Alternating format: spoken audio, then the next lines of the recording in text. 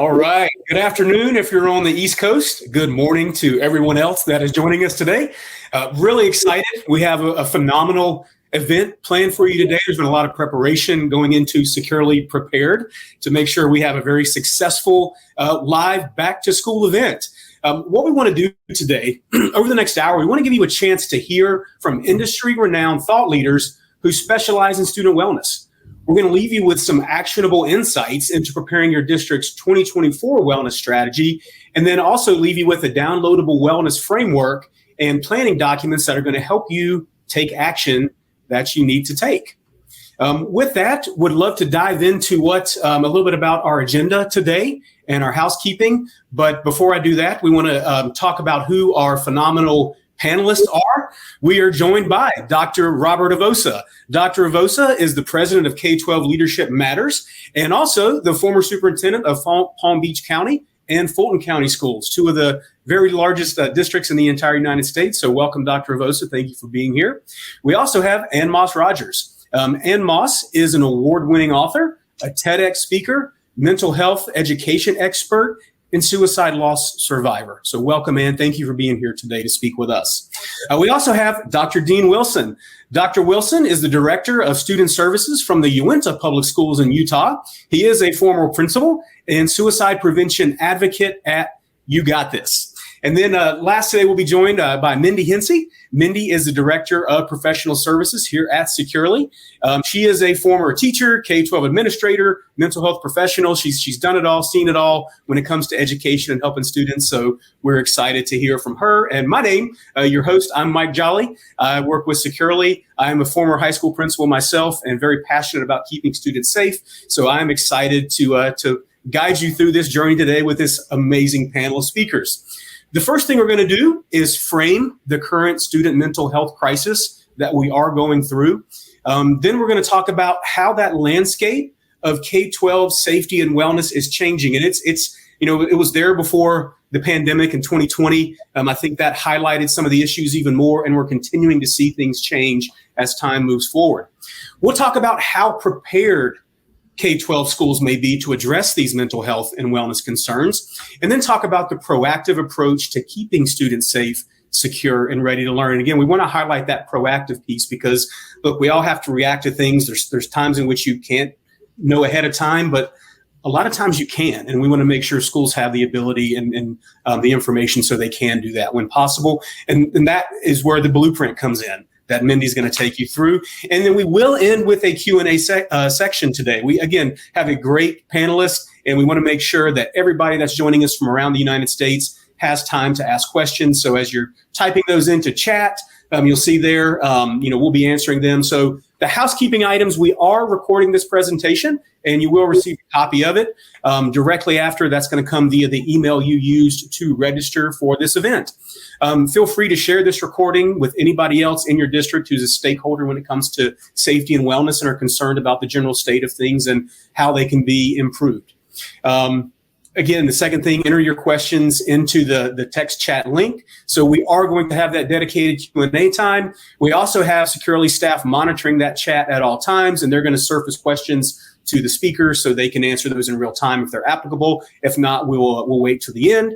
And then if any of your questions are not answered during that Q&A or during the presenter's time, we will answer those in the follow-up Voices in Education podcast series that Securely is running.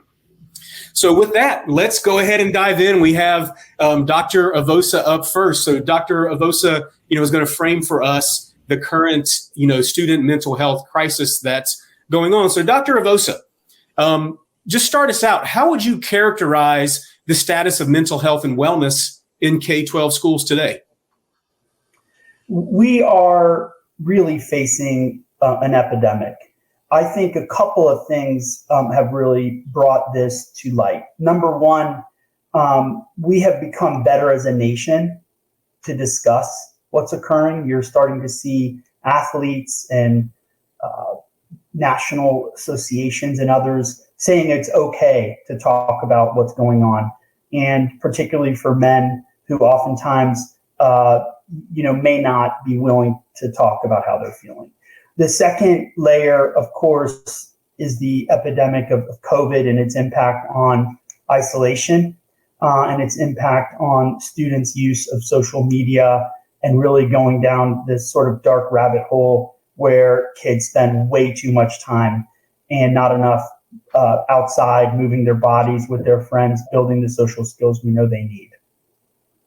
Got it. So, you mentioned some important external factors, right, that are there. You got the pandemic, that was one, the isolation that's caused. And, when you look at school, there's, that's a huge benefit just in the social aspect. There are kids that, they may not like one subject or another, but they're there because they like band, or they like a sport, or they like a club, or just seeing other people, or it's the only place in which they see an adult during the day that cares that they're alive and well. So there's a lot of those things that are there. We rip that away. And then you mentioned social media. Are there any other external factors that could be playing a role recently in what's going on in that upward trend in seeing the mental health issues? Yeah, so for my current role, I've already been in about 60 school districts. I've talked with thousands of administrators and visited thousands of school classrooms just this year. And not only, are students impacted by their own financial situation, but many of their parents are also impacted by the economic situation in this country with inflation and with work, housing.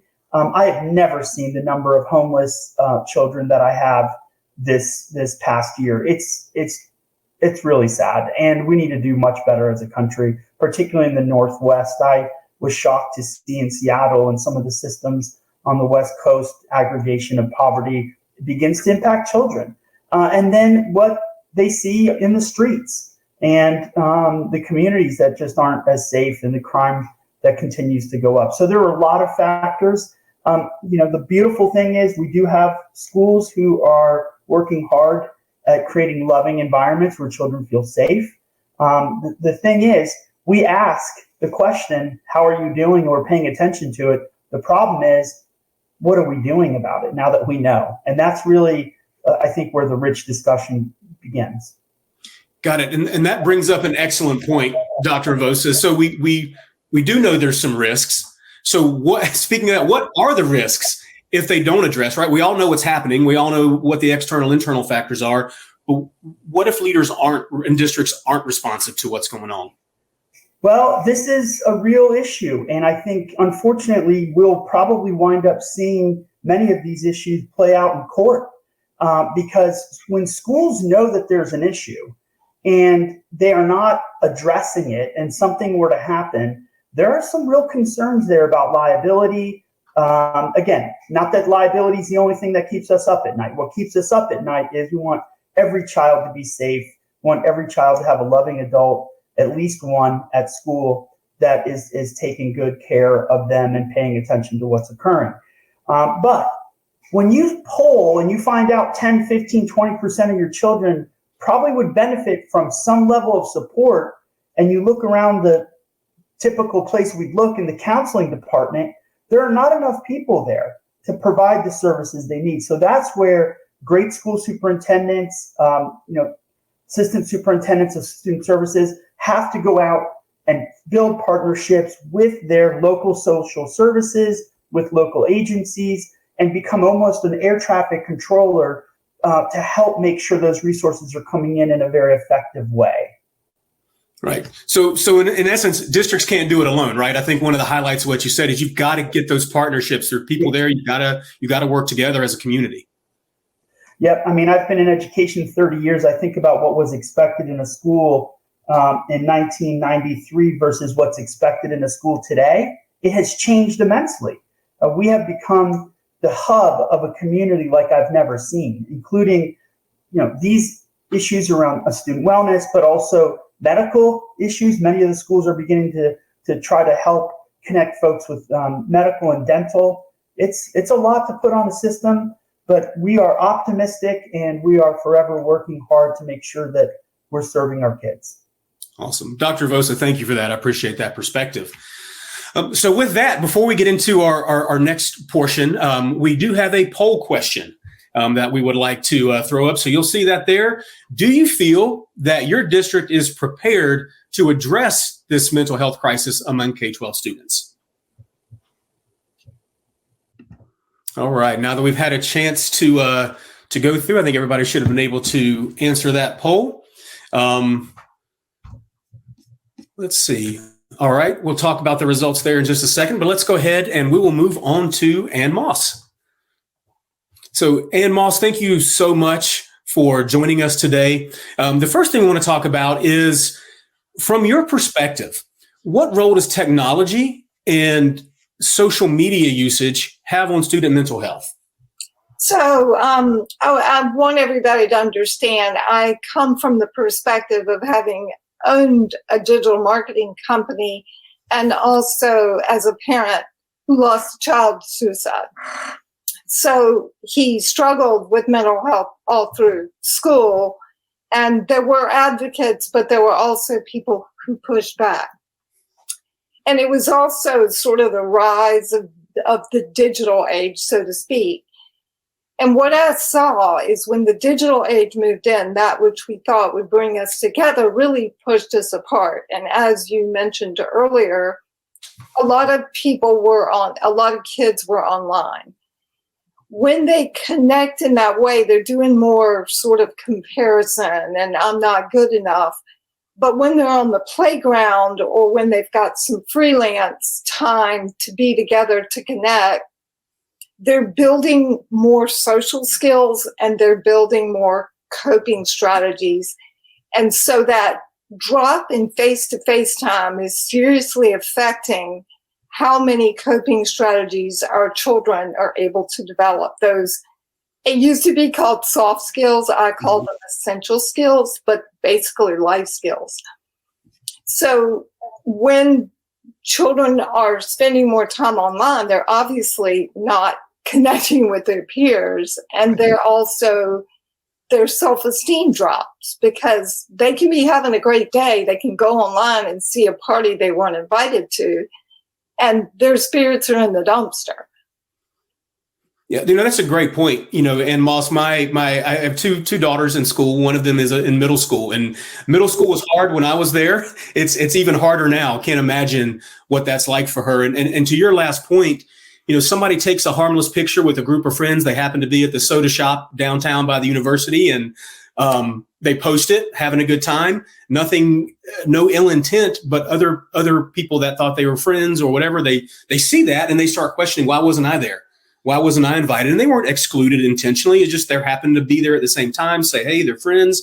But now this, this child is spending the next 2 days, all weekend. What did I do wrong? And it's really impactful. And the whole technology piece, to share a story about when I was a principal, I had a student take a photo of another student in a locker room.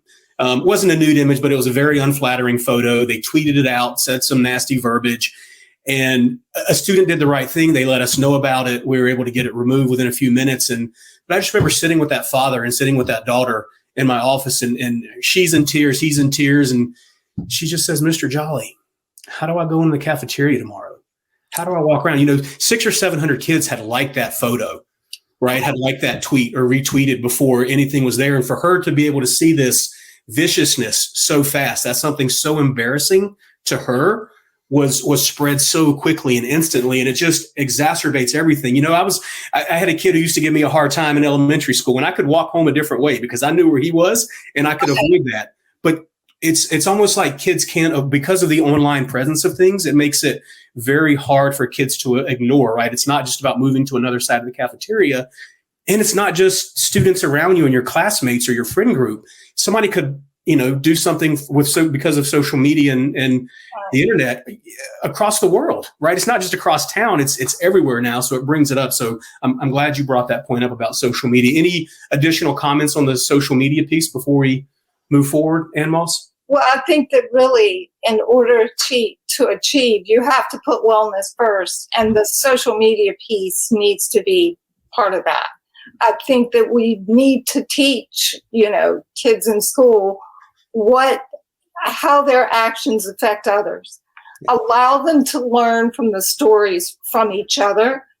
I don't think that lecturing them about it or forcing certain restrictions, but seeing if we can get them to make those choices for themselves and present it in ways that they do make those choices for themselves. I know there is a class called The Science of Happiness, where they go through, and there's a high school version of this, where they go through, and lots of times the kids will focus on that which is keeping them from happiness. And a lot of them discovered, I'm spending too long on social media. Yeah. And they realized in the amount of time they were spending, they could be doing, X, Y, and Z, and they joined a new club. And it's interesting what we can do if we help kids make that as a self-discovery. Got it. And Moss, that's a great point. And Dr. Wilson and Dr. Avosa, I want to throw this out as well. We know there's resources. We know that it's helpful for the school to reinforce these things. It's a partnership between parents, and the school. But what do we say, or what are the words of advice when district leadership may say, look, we have too many things going on. We can't bring on any more with digital citizenship or more on teaching kids about social media. We've got to cover everything else right now. We've got kids behind from COVID and learning loss. What guidance or tips would you give them in being able to incorporate something to their programs? I'll jump in on this because it's something that we literally just went through as part of our district improvement plan. Really, as district leaders and school leaders, we will never get to master Bloom unless we master Maslow, and that's an old adage in education. But really, until students feel safe at school, they have a sense of belonging, really, they're not going to be ready to learn. And so if one of the primary mechanisms for most districts, if you're receiving pushback on, we can't do one more thing, you can't do any of the things effectively in your schools until you have a high trust, low fear, psychologically safe environment. That is a fundamental tenet that we believe in. And we take very succinct strategies in order to ensure that it's taking place within our schools. And we inspect what we expect.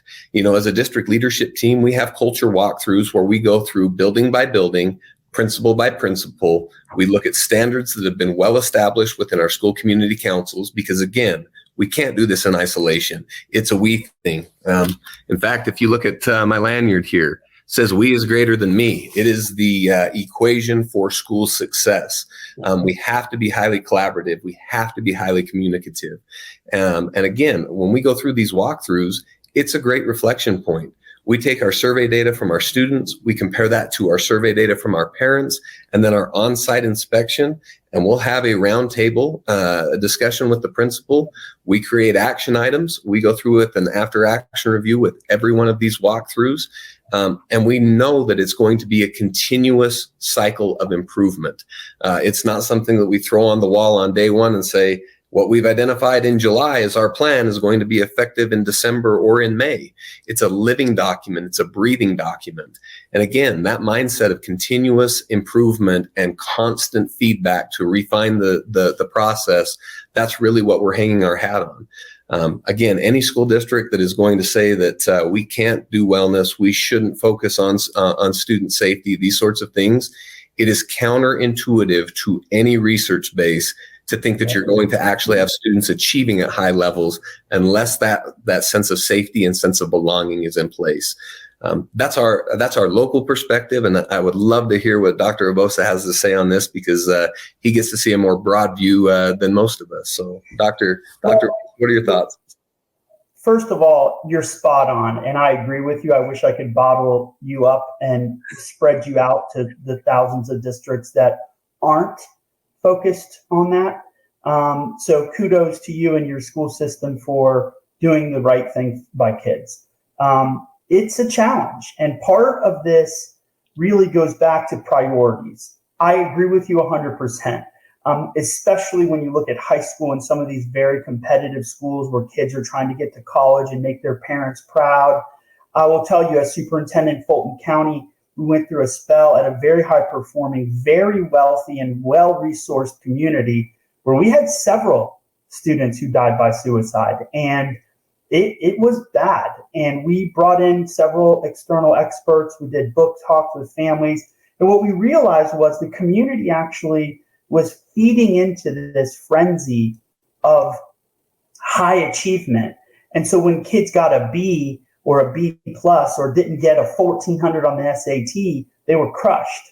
And so this isn't just about children living in poverty. This isn't just about children living in the urban core.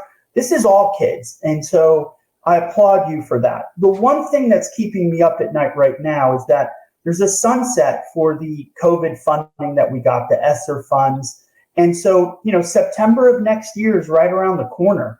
And so the question is, and what I do when I coach superintendents, let's start making some priorities now. Many of them had brought in additional services for students and student wellness. What I'm hoping is that they start seeing the benefit and we can start making the argument to the communities why we need to continue to fund some of these positions. And so, yes, it's also about student wellness, but to me, there's also a fear of the violence that occurs when a student brings a weapon on campus and they don't know what to do. They want to react to something and they don't have the capacity or skills to do it in a productive and safe and legal way.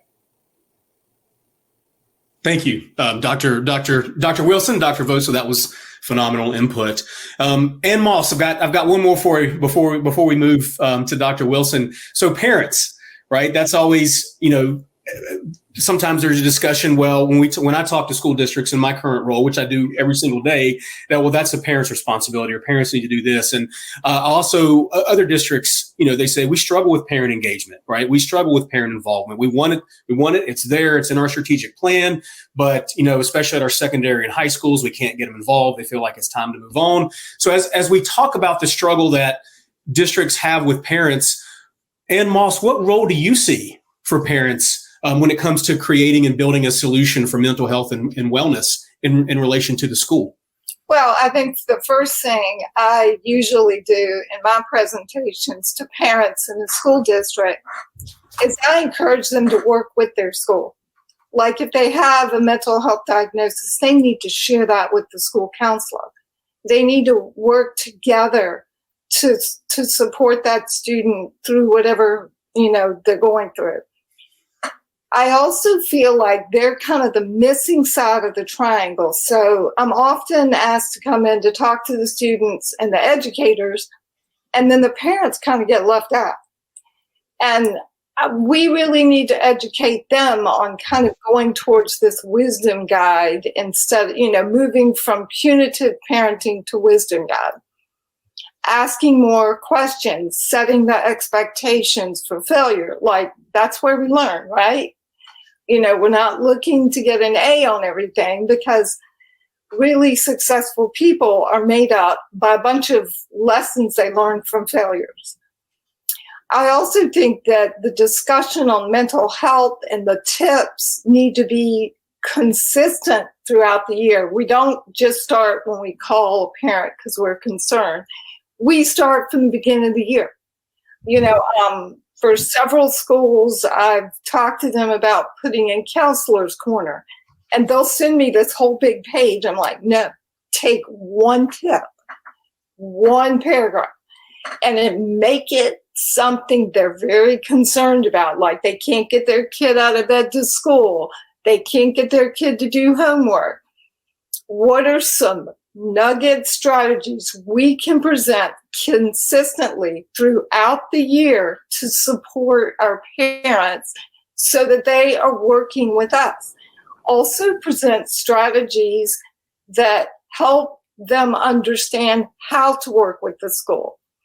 I know a lot of pediatricians have told me, I wish I could talk to the school counselor about this child, or the school counselor says, I wish I could talk to the pediatrician.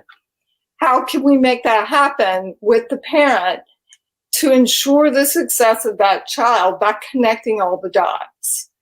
So giving them simple roadmaps in that process.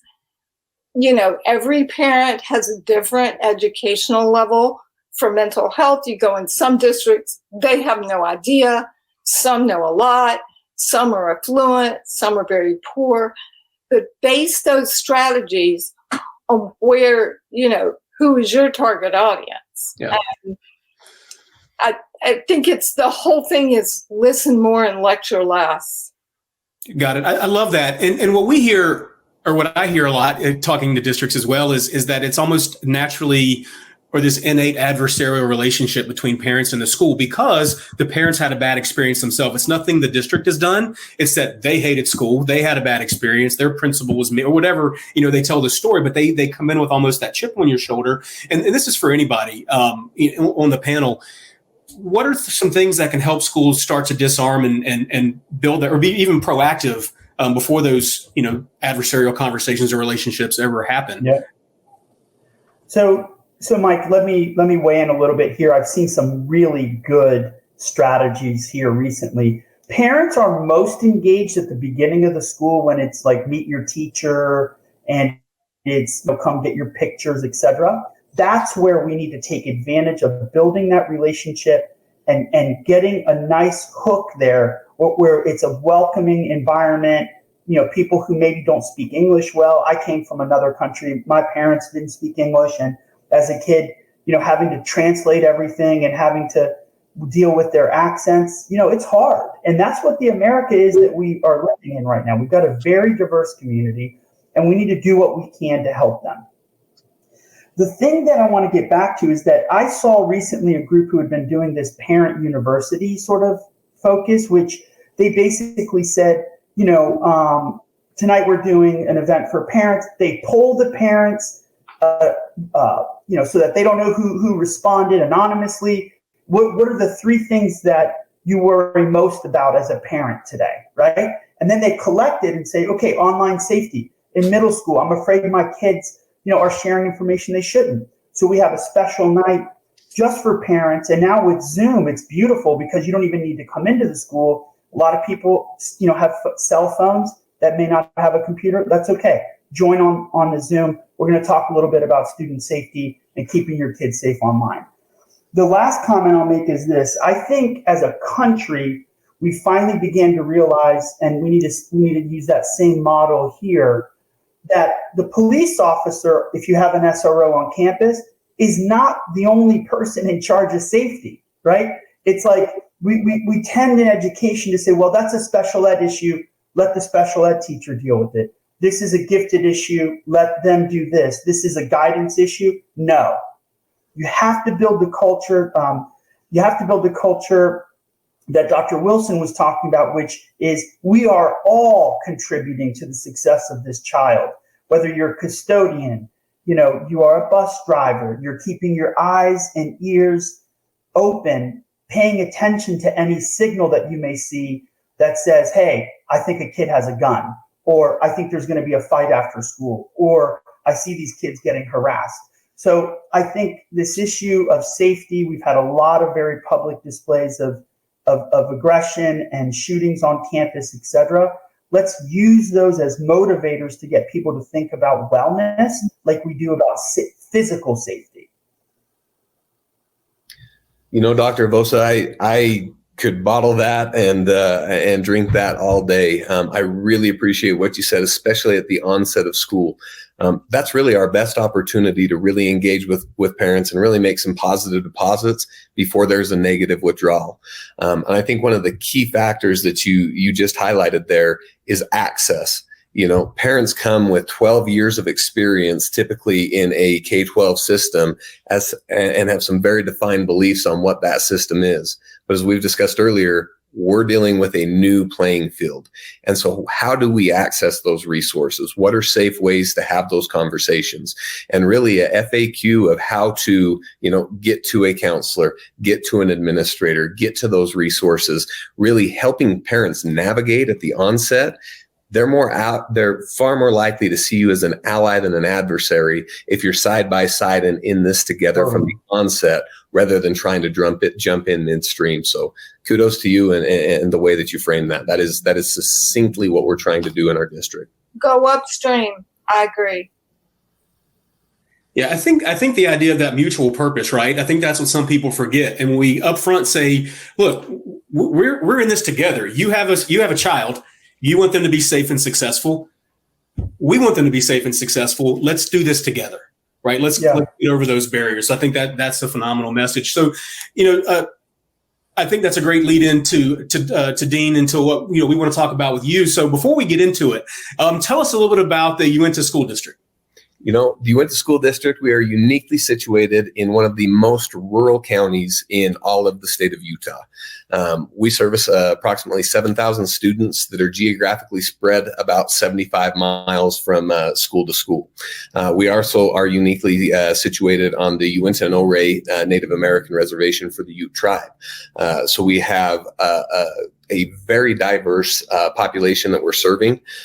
We also have array of challenges that maybe urban schools don't see, and we don't see some of the challenges that the urban schools see. But one of the things that I can say with absolute certainty is our parents are highly engaged. Our parents are highly concerned with what happens in our schools, and our parents are some of our best allies. We commonly tell our principals, our teachers, you can't shoot the messenger when parents are asking for input or providing feedback. In fact, it's not good enough to just not shoot the messenger. You have to invite that auditor in. They're coming in with a unique perspective, with concerns that are real to them. And our job is really the art of negotiation. How do we make certain that we present, what we're trying to do as a school district, and also opportunities for feedback, opportunities for continuous cycle improvement. We don't think that it's a me thing, it's a we thing in our district, and that's on our lanyards, that's in our schools. That's really how we operate. We have some of the best administrators and some of the most highly engaged staff members I have ever seen. It's pretty remarkable knowing that we are a very rural district. We are, geographically spread around a very large area. But at the end of the day, we have a common mission, we have a common theme, and we have common practices that in the end actually helps build capacity, not only capacity, but it builds confidence in our leadership team. Because we know that we're not in isolation. We're only a phone call away. We are only a protocol away that all of us are trained in, that all of us can reach towards. So I'm very proud to be in Uinta School District. There's no place else I'd rather be. Yeah, and thank you. I love Dr. Vos, I'm sorry, go ahead. No, it's okay. I was just going to say, one of the things that I love is that this isn't about a slogan. You guys are living what you're, talking about. And one of the things I'd share to add to this conversation is that this isn't about a word of the month like responsibility. This isn't an event. This isn't a compliance where we check the box and say we've met, the criteria for, a 504 plan or an IEP. This is about really living each and every day where people understand that we're building community. We want to keep people safe. And this isn't just about kids. Let's be realistic. We've got teachers, staff members that are completely overwhelmed. We've got a lot of lateral entry teachers who are coming into the profession who weren't trained to do reading and writing and math, but they've been called to this work. And so the question is, how are we keeping our adults, feeling centered, feeling healthy? It's a high stress job. And I think that's important. And the last comment I'll make, I was making a note, which is there's no silver bullet. Okay. And just like in reading, I tell people all the time, it is a layered approach. We do direct instruction. We do phonemic awareness. We pull out groups. We do tutoring. We have technology that helps with reading. It's when we layer all of these interventions that we keep our children safe when we're talking about wellness and safety. So it's not just one answer. You're not going to buy one thing that's going to make, the silver sort of bullet that solves this issue. It's not going to happen. Absolutely. And as to Dean's the we, not me, right? And that piece. And then with the community that you mentioned earlier, Dr. Vosa, and everybody working together, those are the things that all have to be in place and have to be done. And it's not going to be one single thing. So thank you for adding that. Can I add one thing? What I like, Dr. Wilson, is that makes everybody's job more meaningful and makes them more invested, which helps you with the retention piece as well. That's what I'm saying. I don't know if that's what you all are saying. Absolutely. Our people don't operate on a compliance mindset. We are compelled to do this work. And like Dr. Avosa said, some of our best educators, we always try to frame it. You are the holder of oil. You are the lamplighters for so many. But at the end of the day, we have to make sure that your oil pool doesn't get depleted. We have to make sure that you are whole enough to serve others, because if we're not serving ourselves in some capacity, we're never going to be effectively serving others. And so we're very big on, it's not a work-life balance in our district. It is a life-work balance. That is a fundamental tenet from our superintendent all the way down through our leadership core, that we try to ensure that, hey, if you need help, seek help. Our wellness programs for adults have ramped exponentially in the last few years, because we do want to retain. We don't want to be in a retrain mode year after year after year. And really, that's what's so exciting and empowering about this district and about our district leadership, is our school board has given us full autonomy to do what's best for kids. We don't talk about it in this district. We are all about it in this district. Our day-to-day actions will demonstrate that we're meeting our mission, not the words that come out of our mouth. Excellent. Well said, Dr. Wilson. And on that note, can you see on the screen here, you've been a Securely partner since 2019. So as you talk about what your district is all about and what they're doing, can you talk to us a little bit about your journey with Securely? Absolutely. For years and years, unfortunately, like Ann Moss, I came into the realm of suicide prevention through tragedy. My best friend, my neighbor, lost his son at the age of 12 to suicide. It was a school that I was the former principal at that this student attended. I thought we had systems. I thought we had people. I thought we had the right interventions and support network in place. Truth be told, we're never going to be perfect. And unfortunately, when Ray passed, we had two options. We could be consumed by this grief, or we could be compelled to make a difference. My mission from that day forward was, how do we find the best resources? How do we find the best tools that make workflows easier for adults as well as impactful for students? And I'll be honest, Ray passed many years ago. And as we looked for solutions, we looked about whole community. We looked at external resources for students. How do we have protective assets that we're training on and putting in place? Positive behavior intervention supports, all of which are important. They're all part of a multifaceted approach to student wellness as well as adult wellness. But never in my life before I was introduced to the Securely suite did I really see the opportunity to create efficient workflows that remove bias, that provided just-in-time information, that provided us the opportunity to push in the right resource at the right time for the right student. I look at how we operated in the past, and I'll be honest, educators are some of the most hopeful people in the world. Hope is a fantastic asset to have, but hope is not a strategy. And I think for a lot of us in education, we were hoping that bad things wouldn't happen and the boogeyman wouldn't find us.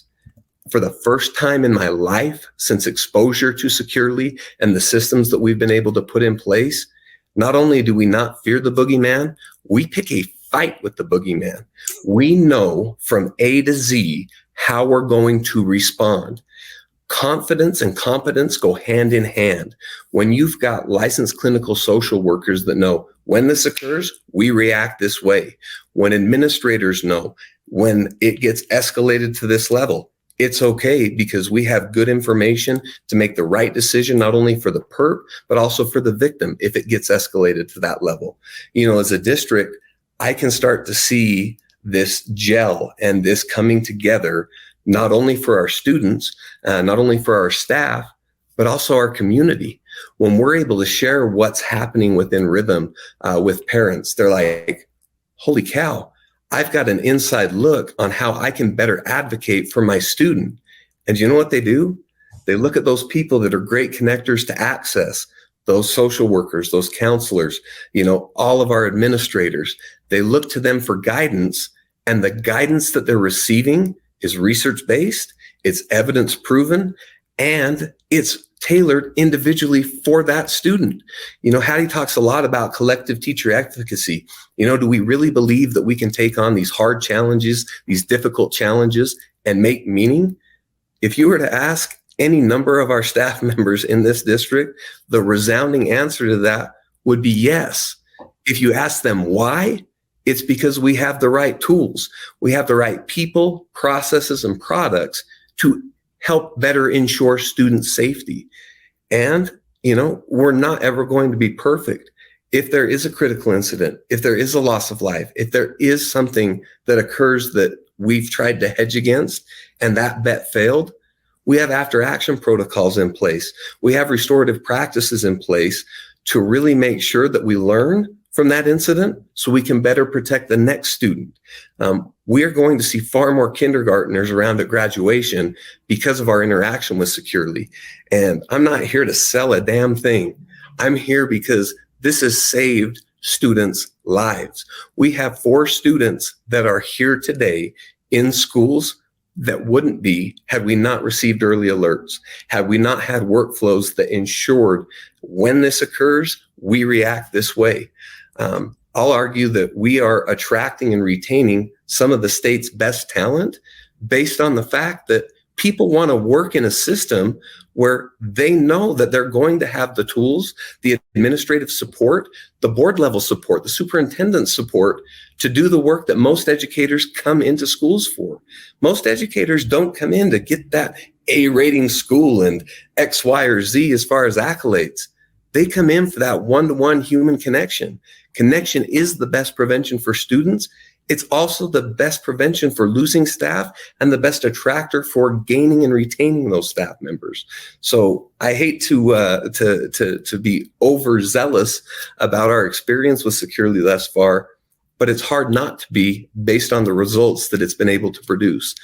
So that's my 2 cents on our experience thus far with Securely and how I feel empowered and impassioned by the products that we've brought on in our own district.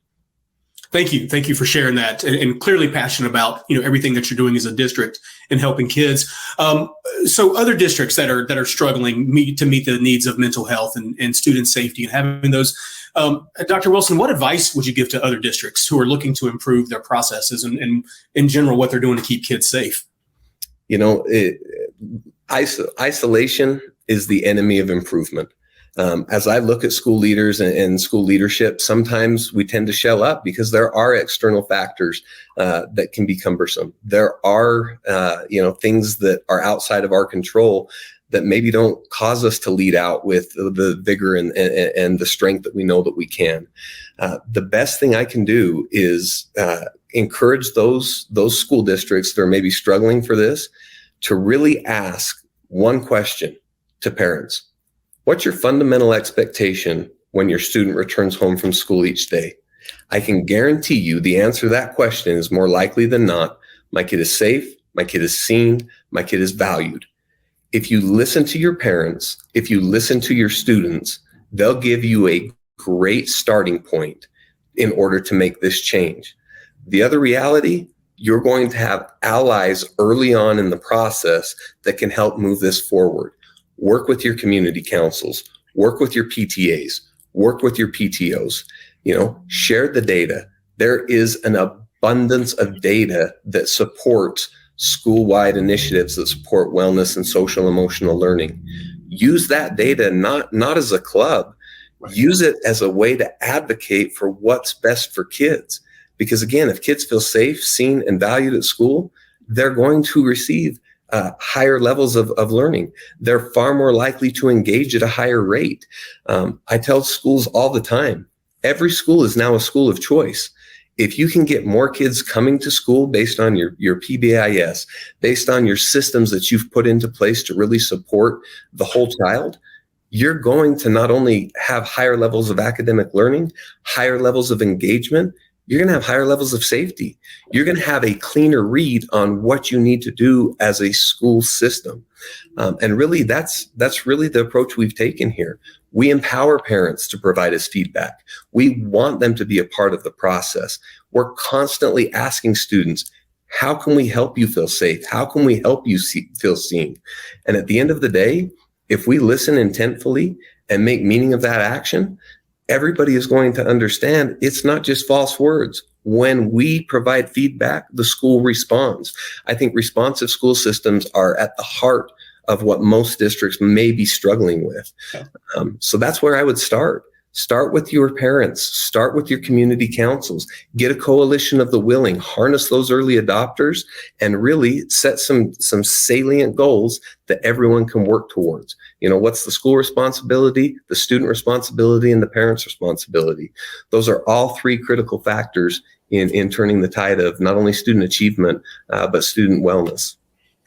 I would also add, for those of you in different parts of the country that are dealing with the political pressures of today's reality, right? There's like three different kinds of school systems. There's one that's mostly liberal and leans left, and the terminology and the language that's used is accepted. There's one that, again, generally speaking, is mostly conservative and goes one way.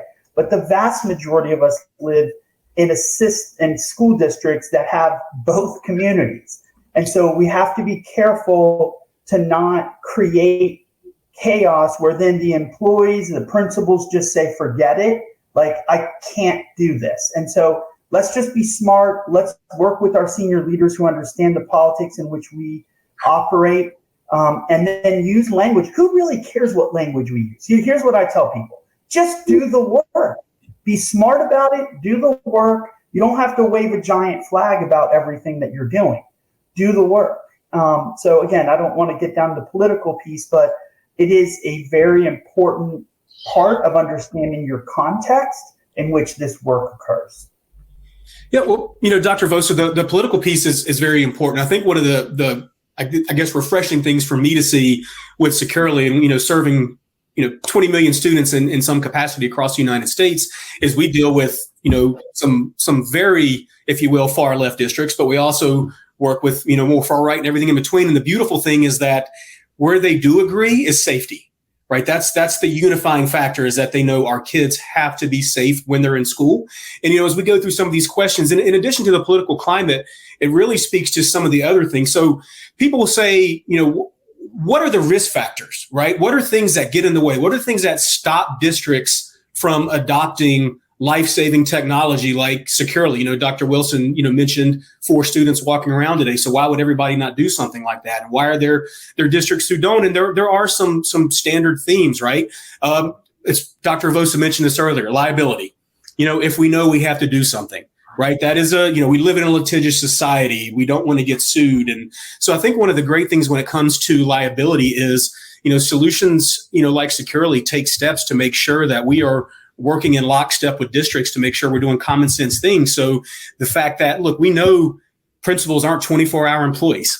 We know, even though sometimes the community may feel that way, we know they're not, and there's no expectation to be. So if there is a crisis after hours, we can reach out to public safety. We can reach out to a mental health organization. You can delegate those things and take steps to make sure. So as people come to us and say, what about liability? We say, look, people have always been able to come bring information to an administrator.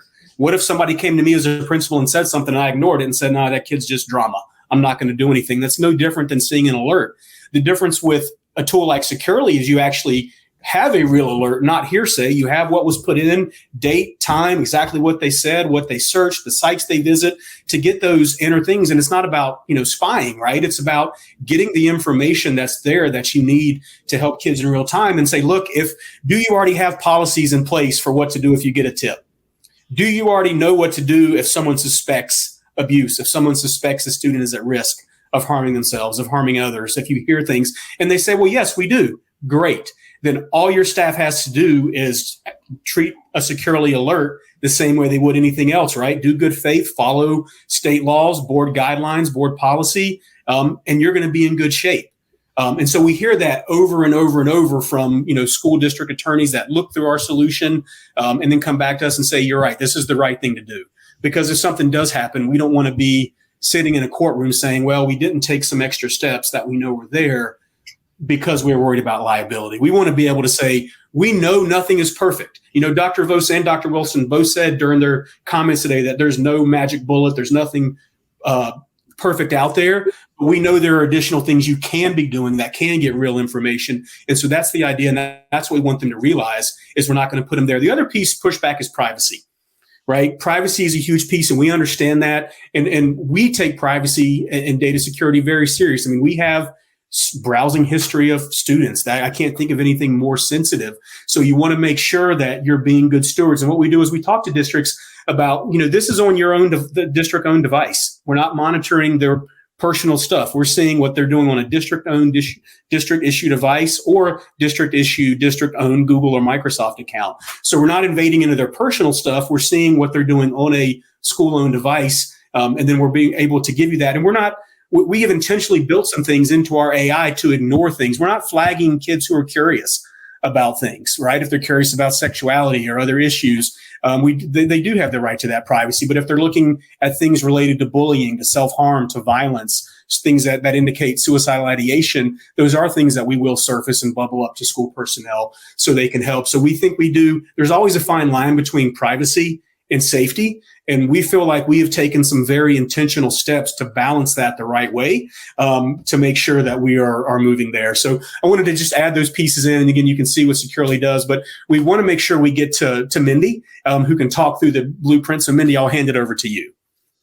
All right. Thank you so much. And man, what a hard act to follow, the four of you. I've been sitting here just soaking it all in. And I know that the audience has been getting some great information from all of you. So what I'm happy to talk to you all about is this new 7-step framework that we've put together to help boost student safety and wellness in your districts.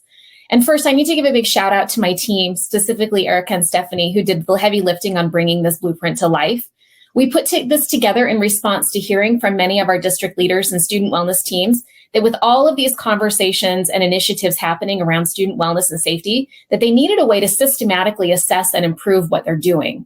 So this blueprint gives districts and schools a practical roadmap to evaluate where you're at, build the right team, collect meaningful data, implement sustainable practices, allocate resources effectively, get stakeholder buy-in, and finally measure impact.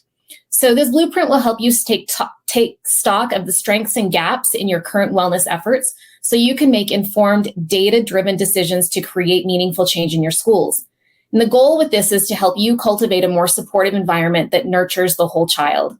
So in this blueprint, we've included recommendations on how to assemble a diverse team across disciplines to drive your initiatives. It guides you on tracking the right wellness data and holding productive meetings to analyze trends and improve. Sustainability is always key, so we also share tips on ongoing staff training and getting stakeholder engagement. It also stresses tapping into community resources and partnerships to build a strong mental health safety net. Now, most importantly, this blueprint empowers you to make student wellness job one. By laying out clear action steps, it gives you a roadmap to make impactful changes and save lives. Our students' mental health and emotional health has to be the foundation for their academic success. To piggyback off of what Dr. Wilson said, Maslow before Bloom. And this framework arms you with a strategic approach to make that happen. So make sure you grab your copy of the blueprint in the handout section. You can download it now. And this can guide you in having meaningful conversations with your teams based on this research-backed framework. So thanks for letting me talk about it, and I hope you all download it. Perfect. Thanks so much, Mindy. And again, you'll see that in the top right corner under handouts. Click on handout and you'll see that there, and you'll see the option to download that. So as we end, we still have a few minutes. We want to do some Q&A. So some of the questions, one, I'll start, and this is for any of the panelists. What are some best practices to engage parents, guardians in the student wellness initiatives? So part of my suggestion is early, often, and weave them into other things that parents are already coming to the school for. And don't make it like, oh, we're going to have a special night on this. Parents are maybe embarrassed or concerned about being judged because their kid's not doing well. This is a very sensitive topic. So I think what we do is build relationships. That helps. I think you weave it into things that are occurring. There's also a great website. I'll put it in the chat for that CDC has, that's free, that has a a nice set of resources. Feel free to take a look at that. I've shared that with many of my clients. It just gives some good, solid suggestions on how to get parents involved about this topic. Yeah. So the CDC does have a really good, and it's free. Well, I will add that this is definitely an area where I'm brought in, and school districts will kind of have a parent education series. And they won't call it drug use or suicide. They focus on how to raise mentally healthy kids. And then I usually start with looking at the signs, but also 9 strategies and tips that they can execute to help their child build the resilience and therefore the success. So I start with kind of the scarier stuff, but I ended on that hopeful note. And I think that's really important to instill that sense of hope and the sense that I can change this. I can actually do something with these very simple strategies that, they're like, oh my gosh, why didn't I think of that? And it empowers the students. It, inspires them to do the critical thinking that helps them develop those coping strategies we want them to be able to do. Because we don't want to pull kids out right before the waterfall. We want to get them 10 miles up when the water's calm and smooth and we can walk out over the pebbles. Trying to get them out before the waterfall takes a lot of resources, a lot of anxiety. And what we want to do is go upstream. And getting parents involved is such an important part of that. And they need to know they're important. They need to feel seen, and they need to feel heard. Perfect. So seen and heard, Ann Moss, those are phenomenal things to leave with.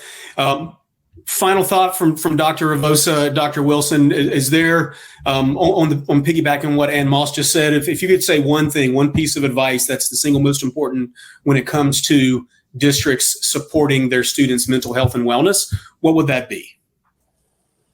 I always like to lead with the value of vulnerability. As a district, you want to project strength, and you should absolutely project strength. But when you look across the table and say, I am so concerned that your kid has a great experience, I am so concerned that your kid feels safe at our school, that I'm willing to tell you that I need your input. I need you to be an ally. I need you to be a part of the we. That value of vulnerability, we can all have all the structures, systems, and highfalutin stuff in our districts. But at the end of the day, we've got to understand our target market. Our target market is our parents and our students. And we have to speak to those people on their level and with absolute sincerity. Some of the most meaningful change that have come about in this district has been really laying down arms and saying, please give us the opportunity to improve, just be a part of the process with us. That's, again, where the we is greater than me really comes into play. Thank you, Dr. Wilson. Dr. Ravosa? Yeah, first of all, I want to thank folks that are on this call for what you do for the children of this country. There's a reason why people from all over the world want to come to America and live out an American dream, much like my parents did in the 1970s.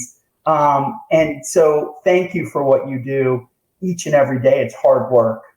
The advice I'd leave you is build relationships with all kids. Some kids are just a little harder to love on, but those are usually the ones that are crying out for help. That difficult exterior can often be really a way to hide their lack of ability to be sensitive and to understand how they're feeling and what they're doing.